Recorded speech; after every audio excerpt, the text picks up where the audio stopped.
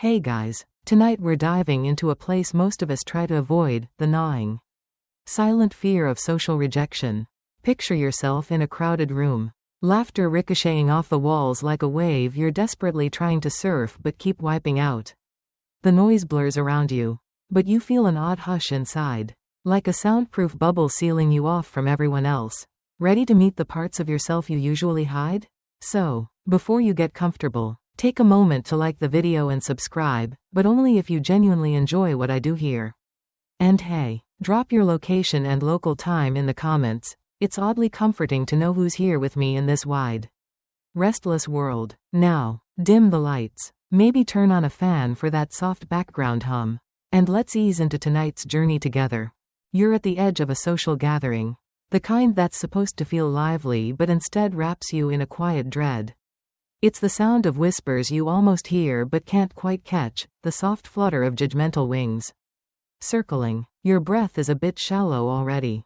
Quickening, a faint rhythm against the thumping background music. You try to smile, but your lips feel tight, almost like a reflex to hide whatever you're feeling inside. Here, fear isn't loud. It's the silent echo of being left out.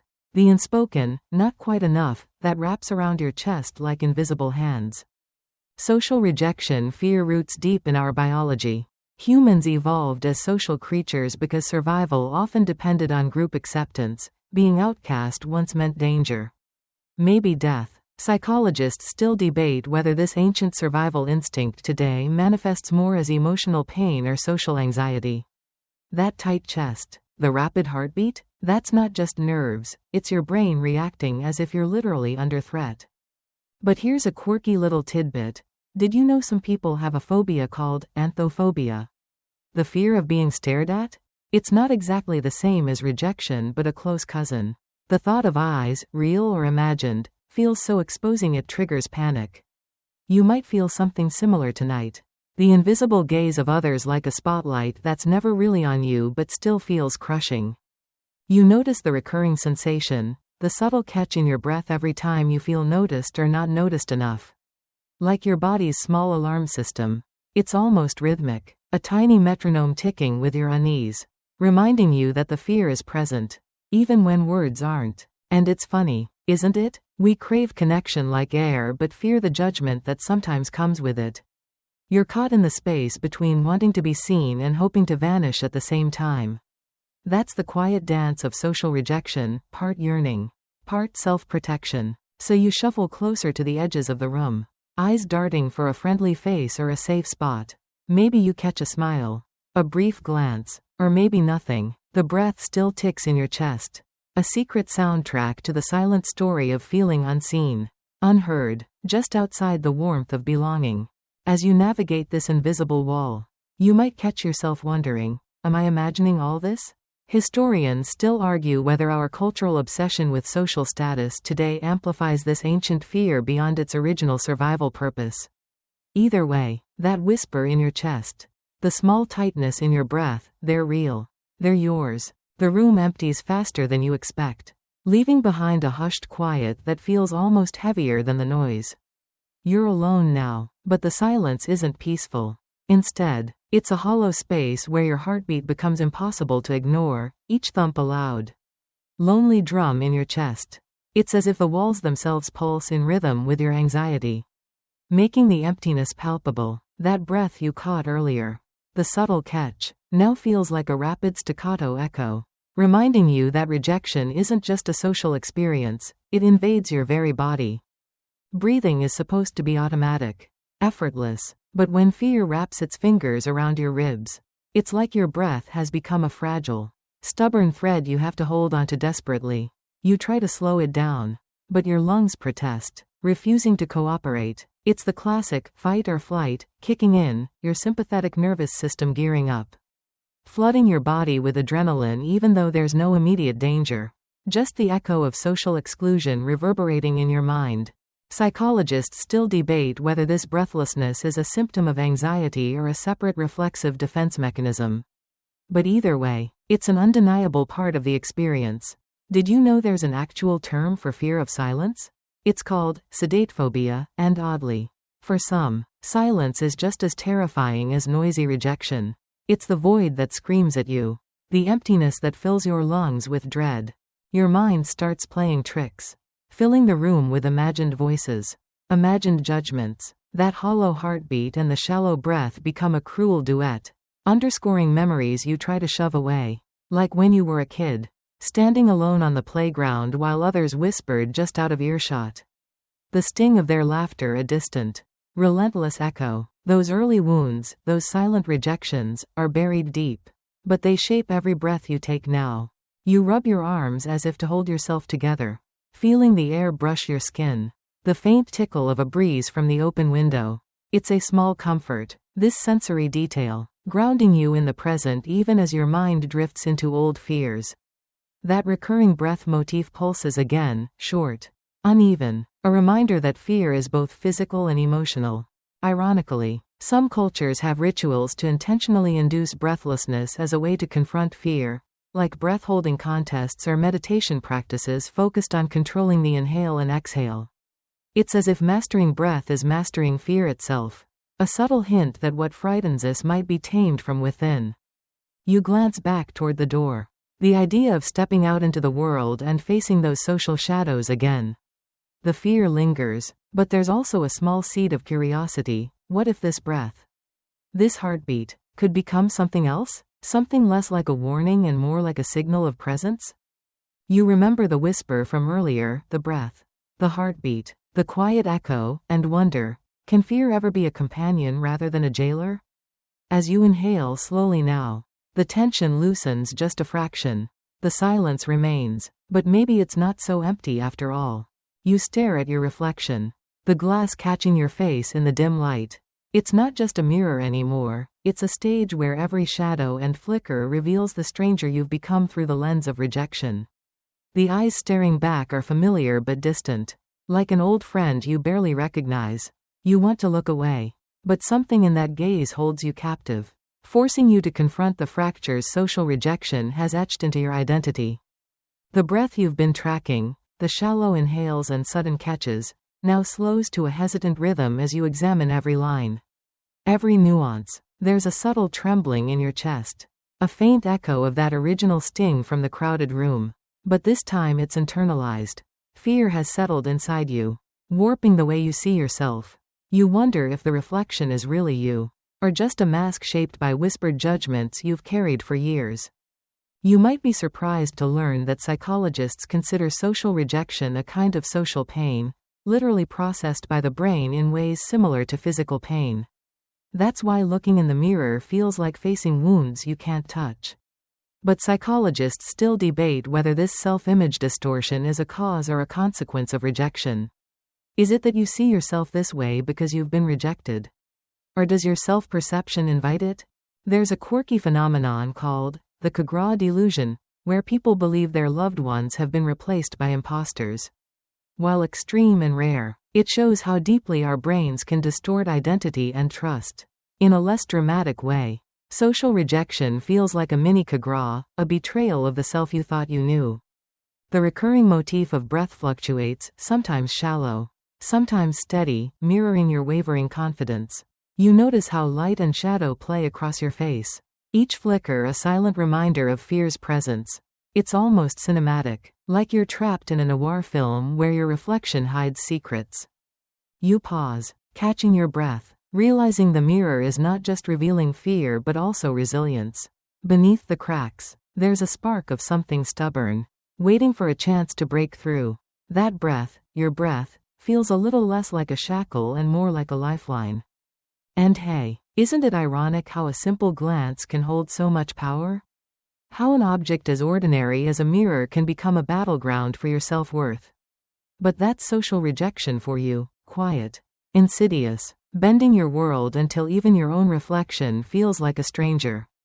You blink, the image shifting slightly, and wonder what it would take to step beyond this fractured view. To reclaim the face you want to see. The breath slows again, a gentle tide ebbing and flowing, fear still present, but now softened, waiting for your next move. You glance down at your phone. That little rectangle of light that promises connection but often delivers silence instead. The unread message bubble glares back at you like a flashing neon sign screaming. You're not important enough to respond. Your breath hitches as you imagine what's not being said. The invisible social ledger where every ignored text adds a weight to your chest. That tiny red dot becomes a beacon of rejection. And you find yourself trapped in a cycle of doubt and anxious anticipation. You try to steady your breathing, inhale, exhale, but the rhythm feels broken, uneven, mirroring the unpredictable tide of your thoughts. Psychologists note that social exclusion activates the same brain areas as physical pain, intensifying your emotional response to something as simple as an unread message. But they still debate whether technology amplifies our fear of rejection or just exposes an ancient vulnerability in new ways.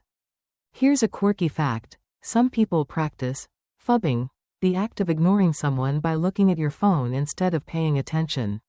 While it might seem trivial, it can trigger feelings of social rejection so potent they mimic deeper relational wounds. You might catch yourself phubbing others, too, caught in a cycle where fear pushes you to withdraw even as you crave connection. The breath motif flickers again, a shallow gasp when you see the notification light. A slow sigh when you force yourself to look away. It's as if your body is keeping score, recording every micro-rejection in the rhythm of your lungs. You imagine the sender's face, guessing at their reasons for silence, spinning stories where you are the fault line. You wonder how many times your ancestors experienced similar pangs, waiting for a sign of acceptance, a signal that they belonged. Historians still argue whether our modern social anxieties are exacerbated by digital culture or simply reveal fears that have always lurked beneath the surface. You tap the screen, hesitate, then pull your phone away like it's a hot coal. The cycle repeats, the breath quickening, the chest tightening. This tiny bubble of light holds so much power over you, wielding invisible chains that tighten with every unanswered message. But there's a glimmer, a moment where you catch your breath steadying. A soft inhale that feels like a reset. Maybe the bubble isn't a verdict, just a pause. The fear is real, but your breath, your steadying breath, might be the key to loosening its grip. You're pulled back into a foggy memory, childhood days when playground laughter cut sharper than any blade. And the sting of being left out felt endless. You recall the sharp edges of those silent betrayals, the whispered clicks forming invisible circles you weren't invited to join. Your breath catches with the weight of those moments. Each shallow inhale a ghost from the past revisiting your present. It's here, in these early wounds, that the roots of your social rejection fear burrow deepest. The body doesn't forget. Psychologists explain that early social pain imprints on the brain's neural pathways, shaping your reactions to rejection decades later. But researchers still debate how much childhood experiences dictate adult social anxiety versus how much personality and environment shift the equation over time. That uncertainty mirrors your own inner tug-of-war, between holding on and letting go of old hurts. And here's a weird one. Some children develop electrophobia, the fear of electricity, as a strange extension of their anxiety about control and unpredictability in social settings. It's a reminder that fear often wears many masks, some surprising and seemingly unrelated. You might not fear electricity, but your own anxiety's shape could be just as peculiar. Your breath, the constant companion through this emotional labyrinth, falters and steadies in a quiet rhythm now. It echoes that mix of vulnerability and growing awareness, that creeping sense that these early pains don't have to define you forever. You wrap your arms around yourself, feeling the faint pulse of your heartbeat syncing with your breath. That recurring motif, the breath, serves as an anchor, a reminder that despite the shadows of your past, you remain grounded in this moment. It's ironic, isn't it? How playground rejections feel so small in hindsight yet cast such long shadows over your adult life. The playground was supposed to be just a place for games and scraped knees. But it became the first theater of exclusion, where the script for your social fears was quietly written. You breathe in deeply, letting the air fill you slowly, and wonder if the child you once were might still be waiting to rewrite that story. One breath at a time, you step into a social setting again. The air thick with expectation and unspoken rules. Every glance feels like a spotlight. Every smile a question mark. Your breath tightens, shallow and uneven, as if each inhale is a small struggle against an invisible weight pressing down on your chest. You become hyper-aware, not just of others, but of yourself, how you move, how you speak, how you breathe. It's as if every breath is a secret signal, broadcasting your fear to the world even when you wish it would stay hidden. This is the suffocation of social scrutiny, where fear morphs into a physical presence, constricting your lungs and narrowing your vision. Psychologists describe this as the hypervigilance response, a state where your senses sharpen unnaturally in an attempt to anticipate rejection. But there's still debate on whether this heightened awareness helps you navigate social threats or simply traps you in a cycle of anxiety. Here's a quirky tidbit. In some cultures, people perform fear dances or breathing exercises to expel negative energy and social fears. Imagine moving your body and controlling your breath to literally dance away the anxiety. It's almost like your ancestors knew that breath is a bridge between mind and body. You try to mimic this control, focusing on slow, deep breaths to steady your racing heart. The breath motif pulses again, sometimes a fluttering gasp, sometimes a calming tide. Each inhale is a tiny victory, a reclaiming of space inside yourself. You notice how your breath feels louder in your ears, a rhythm you can't ignore. It's a reminder that fear isn't just psychological, it's visceral, bodily. Yet, paradoxically, the breath is also your tool for calm, your tether to the present moment. You catch a glimpse of someone's smile, genuine and warm, and your breath slows for a beat. The tension loosens slightly, but then tightens again as you wonder if it's real or just another mask. It's the cruel dance of craving acceptance while fearing exposure. Historians still argue whether this social hyperawareness evolved as a survival advantage or a byproduct of complex social structures. Either way, it's clear your breath is both battlefield and refuge, a whisper and a shout in the silent war of social rejection. You exhale slowly, grounding yourself as the room blurs softly around the edges, and you realize that your breath is the one steady rhythm you can always count on. Even when everything else feels shaky, the memory sneaks up quietly, unbidden, a time when words were your weapons and shields, or maybe the lack of them. You remember moments frozen in silence, where speaking felt like a gamble, and every phrase carried the risk of judgment or dismissal. Your breath catches again, this time with the ghost of those unspoken sentences lingering in your throat. Fear of social rejection often masquerades as silence, a quiet retreat when the heart screams to be heard but the voice falters. There's something peculiar about silence in social settings. It's not just the absence of sound but the weight of unexpressed emotion pressing down. Psychologists still debate whether silence is a protective retreat or an intensifier of social anxiety. For some, silence is a refuge. For others, it's a trap where fear festers and grows louder. You might find it surprising that in some cultures, silence is revered, seen as a sign of respect or wisdom, while in others it's a glaring void begging to be filled. The irony is that the same silence that isolates you can also create a space for introspection. A quiet breath in the storm of fear. Your breath feels tight, shallow, as if words unsaid are lodged inside your lungs. The recurring motif pulses in rhythm with your hesitation, a fragile metronome ticking in the background. You try to push through the silence, to find your voice, but the fear lingers like a shadow just beyond reach. Remember the flickering hallway from earlier? The shadows played tricks on your mind, much like silence now plays tricks on your thoughts, distorting, amplifying fears of being unseen or unheard. You imagine how different life might be if fear didn't mute your voice. If your breath carried strength instead of hesitation. There's a strange, almost absurd hope that maybe one day, silence will no longer echo rejection but become a space for connection. For now, your breath steadies slightly, a small, almost imperceptible sign of defiance.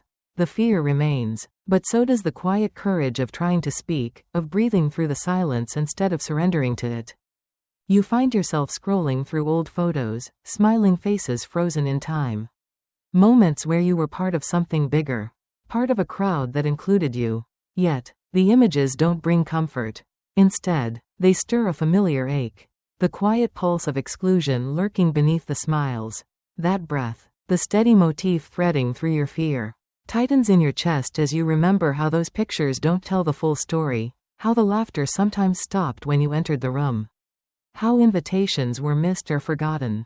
There's a fascinating psychological phenomenon called fear of missing out, or FOMO, which fuels much of this discomfort. It's not just about envy but a deep-rooted fear of social rejection manifesting in anxiety and restlessness.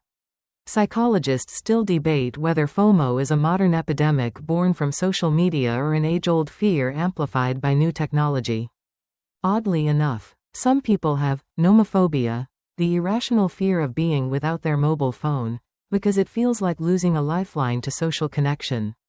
The breath catches again as you realize how much your own anxiety might hinge on these digital ties.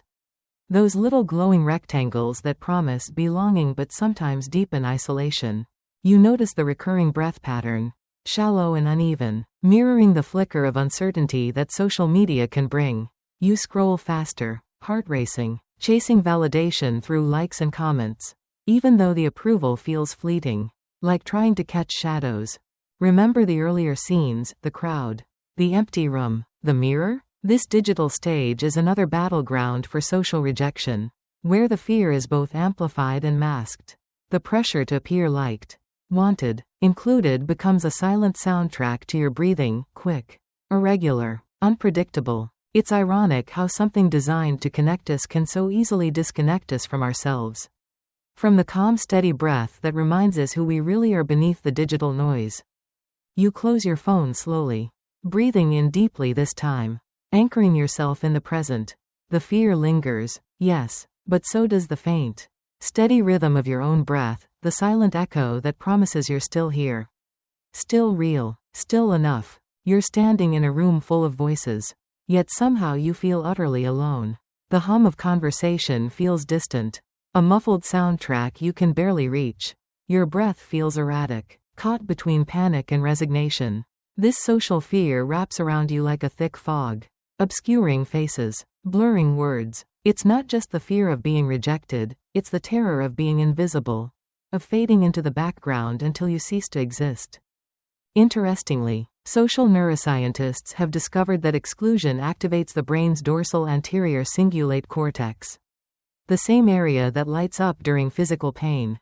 This neurological overlap explains why rejection hurts so deeply. But they still debate whether this neural pain always leads to withdrawal or sometimes fuels a desperate push to reconnect. Here's an unusual fact. There's a condition called anthophobia, a fear of flowers, linked to traumatic social experiences for some. While it seems unrelated, it highlights how seemingly irrational fears can stem from deep social wounds. Your fear of invisibility, too, might manifest in odd, unexpected ways. The recurring breath motif becomes a faint pulse, sometimes a quick gasp when you sense you're being overlooked, other times a slow, steady flow as you remind yourself you're still present. It's a fragile thread connecting your scattered thoughts. You remember the shadows in the hallway and the flickering reflections in the mirror, symbols of the elusive self you're trying to reclaim amid the crowd. That breath, that heartbeat, becomes your anchor, grounding you against the swelling tide of fear. There's a sharp irony in feeling invisible in a room full of people whose attention you crave. But maybe, just maybe, that breath, the one you control, can illuminate the darkness. Even if just a little. You take a slow, deliberate inhale, the air filling your lungs, steadying the tremble. The fog doesn't lift completely, but your presence feels a bit less fragile, a little more real. You replay the conversation in your mind, a series of awkward pauses, forced laughs, and missed cues. Your breath falters, caught in the tight knot of self-doubt unraveling inside you. Every word you didn't say screams louder than those you did. And the fear of social rejection twists into a narrative where you're always the one falling short. Always the outsider trying too hard. Psychologists observe that this internal monologue, sometimes called negative self-talk, can amplify social fears, creating a feedback loop that's hard to break. But they still debate how much this mental chatter is shaped by nature versus nurture. Is your anxious script something you inherited, or did it grow from the environment you survived? Here's an intriguing bit. Some people use fear-setting exercises, deliberately imagining worst-case social scenarios to reduce anxiety. It's like training your brain to face the shadows by naming them. Maybe your breath can become part of that practice, slow, steady, a shield against spiraling thoughts. The breath motif pulses, sometimes shallow, sometimes deep, as your mind replays every nuance of that conversation. It's almost ironic how your body remembers the rhythm of fear better than your mind remembers the words. Remember the earlier scenes? The mirror, the phone, the playground? They all echo here, the relentless soundtrack of fear and hope tangled together. You realize the breath you feel isn't just fear, it's also a lifeline. A subtle but steady reminder that you are still here, still trying. You close your eyes, letting the breath flow naturally, refusing to let the anxious voice win this round. The fear doesn't vanish, but it softens, becoming less like a roar and more like a whisper. You open your eyes, feeling the room's quiet embrace and the gentle rhythm of your own breath. Maybe this is the first step, acknowledging the fear. Not fleeing from it, breathing through the discomfort until the story changes. You find yourself caught in the middle of a crowd, feeling the weight of dozens of unseen eyes. The sensation isn't just fear, it's a tightening coil deep in your chest. As if each breath fights against an invisible grip. You remember the stories where social rejection triggers a primal survival response, like you're back in a time when being cast out could mean death. This ancient fear still pulses in your veins, even though the threat is mostly symbolic now. Psychologists have linked this to the fight or flight response, which gets triggered not just by physical danger but also by social threats. Yet, they debate how this instinct influences modern social behavior, whether it helps you protect yourself or traps you in cycles of avoidance and isolation. Here's a curious fact: some tribes practice scarification, rites that symbolize social acceptance through physical pain, connecting the experience of pain with belonging. It's a reminder that pain and social connection have always been intertwined in strange and powerful ways. The breath motif echoes as you struggle to find calm. Your breaths come in short bursts, shallow yet urgent, like your body is both pleading and preparing to fight.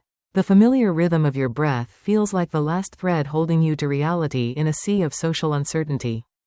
You catch a glimpse of a familiar face, someone whose smile feels genuine. Your breath steadies just a bit, and a flicker of hope ignites, proof that fear doesn't have to define every social moment. Remember the mirror's reflection from earlier? That fractured image of yourself feels a little less sharp now, softened by this flicker of connection. The breath in your chest, a quiet, steady beat, reminds you that beneath fear's surface lies resilience. You inhale deeply, letting the breath fill you slowly, anchoring you in this moment of tentative belonging. The fear is still there, but so is the spark of something new, a fragile, flickering courage. You try to make sense of the internal dialogue that spins endlessly. What if they don't like me? What if I say something wrong? What if I'm just not enough? Your breath grows erratic, a quickened pulse mirroring the chaotic swirl of fears. This internal critic, relentless and loud, feeds the fear of social rejection with every whispered doubt. The struggle feels endless, an exhausting tug-of-war between wanting to connect and fearing the fallout. Psychologists identify this as anticipatory anxiety, a state where fear about future rejection preempts the actual event, often making it worse. But debates continue on whether this anticipation serves as a protective mechanism or simply amplifies distress without benefit. Here's a quirky tidbit: there's a rare phenomenon called autophonoscopy, where individuals hear their own voice from an external source, sometimes heightening social anxiety by making them overly self-conscious. While rare, it's a strange mirror to your own experience of hearing that harsh internal voice so loudly. The breath motif pulses again, sometimes a rapid staccato, sometimes a slow, heavy sigh. As you wrestle with these thoughts, your breath becomes a battleground, a physical manifestation of the conflict raging in your mind. Remember how the breath carried you through earlier moments, the playground, the phone, the crowded room? It's the same breath here, both your tormentor and your comforter. The irony is that your body holds the key to calming the mind that seems so set on running wild. You close your eyes briefly and focus on the rhythm of your breathing, grounding yourself in the present moment. The chaotic thoughts begin to blur, softened by the steady rise and fall of your chest. It's not a cure, not a full escape, but a gentle step forward, breathing through the noise, finding a small pocket of peace amid the storm of fear.